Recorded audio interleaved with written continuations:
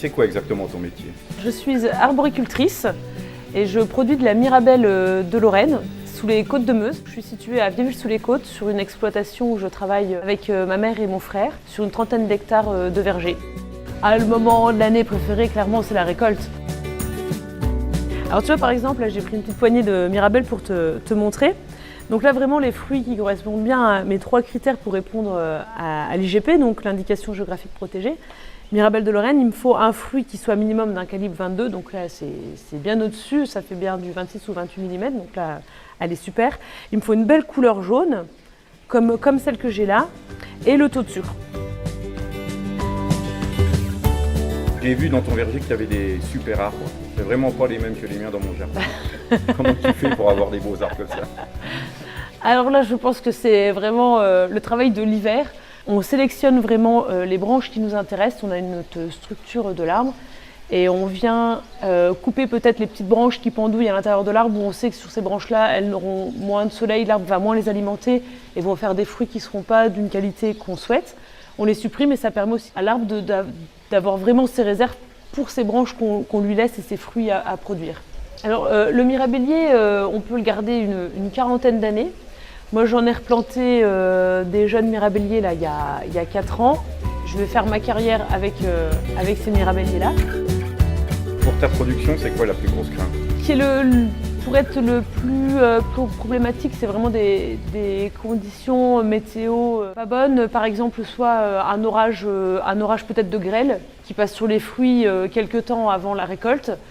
Qui pourrait vraiment les abîmer, les blesser. Alors, le mirabellier supporte assez bien les chaleurs, vu qu'il est dans un sol qui est très argileux, il a ce qu'il a besoin pour vivre et produire des fruits de qualité. Par contre, quand il fait très chaud, l'arbre se met un petit peu en arrêt, qui peut retarder un petit peu la période de récolte. Comment tu manges la mirabelle, toi? En tarte, avec des plats spécifiques? Alors moi, c'est plutôt très simple. Vraiment, mon régal, c'est de la manger directement au verger, frais sur l'arbre.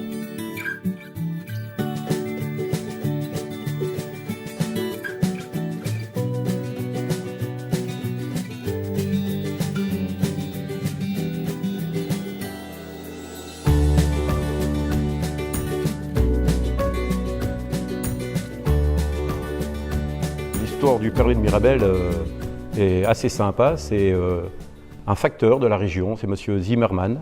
En 88, il a eu l'idée d'élaborer un perlé dans sa cave, dans sa grange, comme ça. Quand il a vu que ça commençait à fonctionner autour de lui, dans l'entourage, dans le village, et il a commencé à vendre son perlé de groseille, il s'est dit pourquoi pas essayer une autre recette. Et de là, il a commencé à élaborer le perlé de Mirabelle aussi. Et bien sûr, nous après, une fois qu'on a repris la relève, on a développé d'autres perlés. Et en ce moment, actuellement, on a 4 références, c'est la cerise en plus et la framboise. Tu peux m'expliquer un petit peu comment vous fabriquez le perlé? Déjà, le perlé, qu'est-ce que c'est? C'est un jus fermenté à 12 degrés d'alcool, 4 bars de pression. Il n'y a aucun ajout de gaz.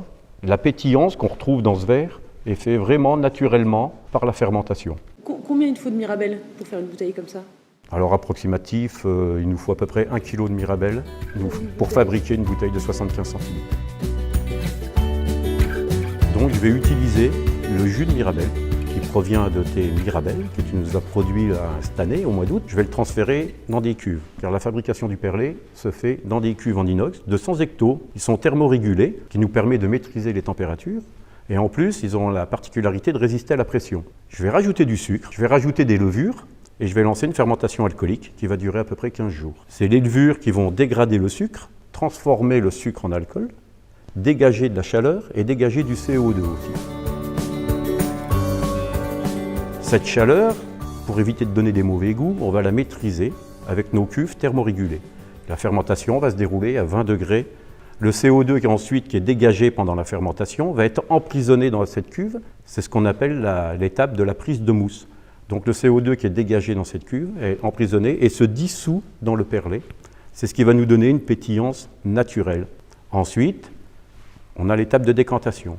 Quand j'ai obtenu mes 12 degrés d'alcool et mes 4 bars de pression, je vais mettre ma cuve au froid. Pourquoi je la mets au froid? Ça va nous permettre d'arrêter la fermentation. Pendant 1 mois, je ne touche plus ma cuve au froid, de manière à ce que toutes les impuretés se retrouvent au fond de la cuve.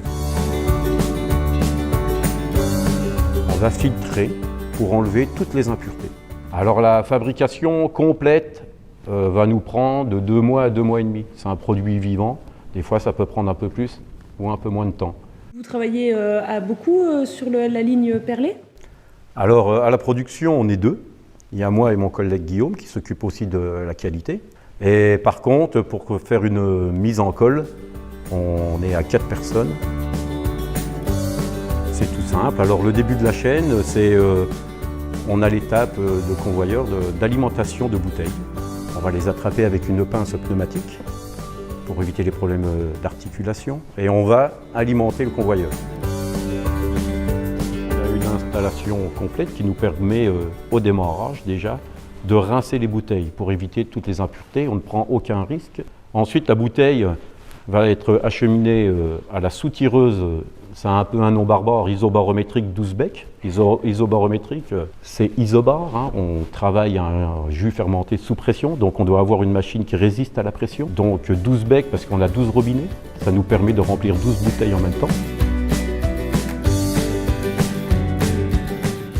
Et la bouteille va être déposée sur le convoyeur de manière à être emmenée bouchée rapidement. La bouteille, elle se conserve bien sûr dans une cave à une température ambiante, à l'abri du jour, ce qui est très important. On peut la garder à peu près 5 ans, on estime que 5 ans c'est bien. Alors le perlé s'améliore, on a les arômes qui se développent beaucoup dans les 6 premiers mois. On sait que les arômes se développent bien, c'est pour ça que vous retrouvez nos bouteilles sur le marché seulement au bout de 6 mois de cave. L'idéal pour déguster le perlé Mirabelle, ça serait plutôt un apéritif, plutôt en dessert? On a de la Mirabelle qui va très bien en apéritif. Alors à boire très frais surtout. Santé. Santé.